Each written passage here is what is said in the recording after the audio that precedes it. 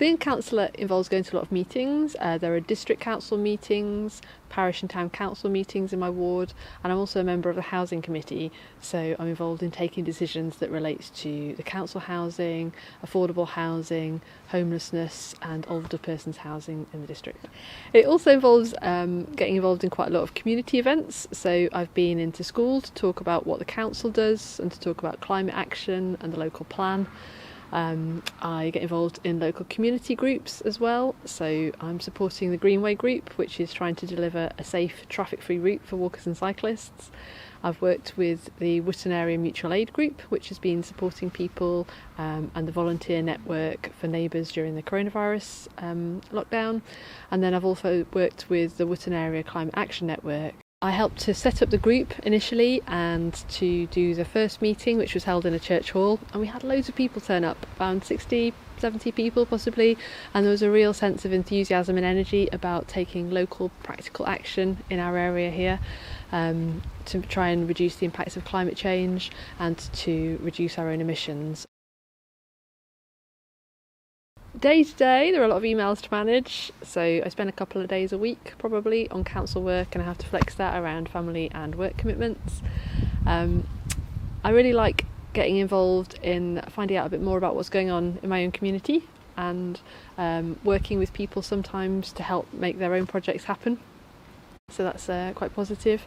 I worked with a group of local parents who wanted to renovate the play area, which was on their estate, and that group of parents, they fundraised, they project managed, and I helped them to get contact at the council and to work with the council so the council would match fund that, and they eventually put in a brand new play area.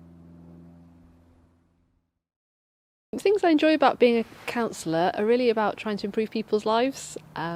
So sometimes it's on an individual level. If a family comes to me and they've got housing concerns or problems, I can put them in touch with the housing department who can assess their housing needs and try and make the situation better. That happened to one family I know locally, and they were able to be rehoused, and that had huge impacts on the health and mental health of the whole family and the young children in that family as well. So it was great to be able to help that to happen. There is a lot of support available for councillors from other Green Party members and more experienced Green Party councillors and other councillors.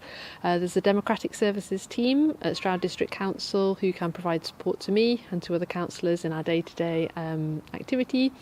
There's also the Green Party resources and the Association of Green Councillors and the Local Government Association Independent Group, which provide resources and some training. I knew very little about local government when I started, so it's quite a steep learning curve. I've learned a lot about how the local democratic process works, how parish, town, district and county councils work together. I've learnt about funding, I've learnt about how to access offices, and then a lot of the softer skills about just engaging with stakeholders and trying to bring people together to achieve consensus around a common goal. I think I've had to learn to be more comfortable with public speaking, which I would never have done in the past, really. And that's just through practice. It's just through having to speak in council meetings. It's through wanting to speak up for my community. It's for wanting to speak up for the issues that are important to me. And it's something that you can pick up.